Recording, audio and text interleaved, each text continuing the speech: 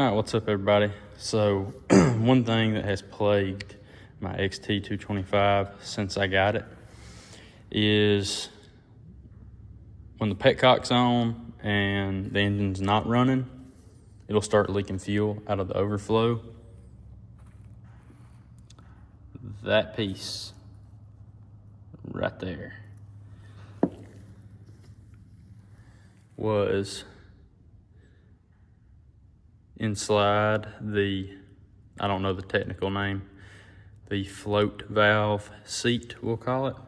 And it's a big enough piece that I guess it would just never pass past the float valve needle, which doesn't have any seriously visible defects on it. And occasionally, like once in a blue moon, it would seal off.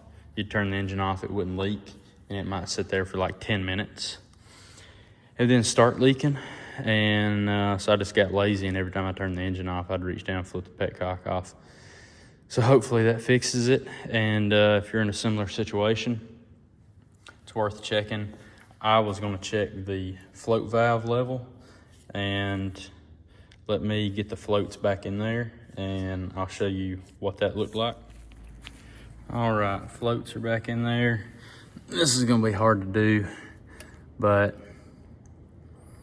with the 2-inch mark lined up parallel with the bottom of the carb, which you can see runs downhill from left to right, 14.1 to 15.1 is the spec.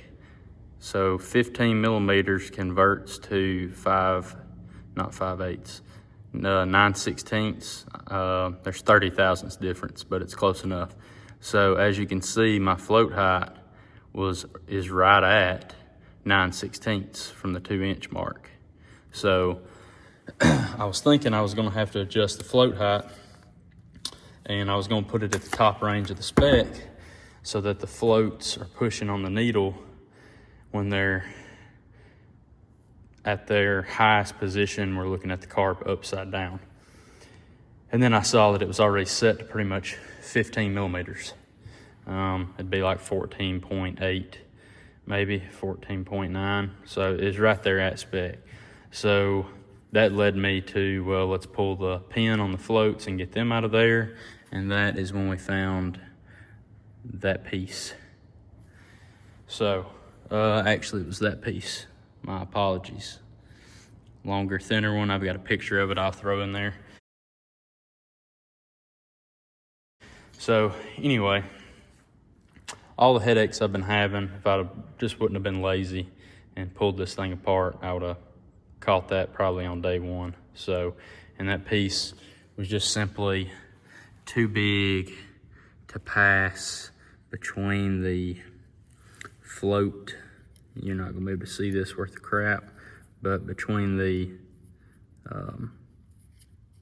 float needle and the sleeve that the needle runs up and down in, you can see there's not much of a gap at all right in there.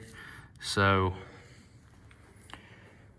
hopefully that fixes it. If I don't, I'll just go back to turning my gas off every time I stop.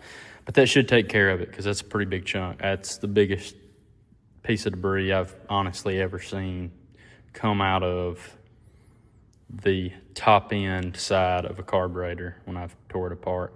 You'll find some pretty big pieces floating in the bowl.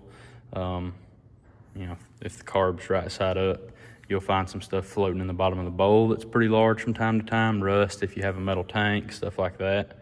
But as far as something that's stuck in the top side of the carb when it's right side up, that is again, pretty big piece of, seems like rubber, plastic, something could have come off of a fuel filter, could have come off an old fuel hose, just anything. So yeah, hopefully that fixes all my problems. I ain't gonna bore you with any of this, putting it all back together.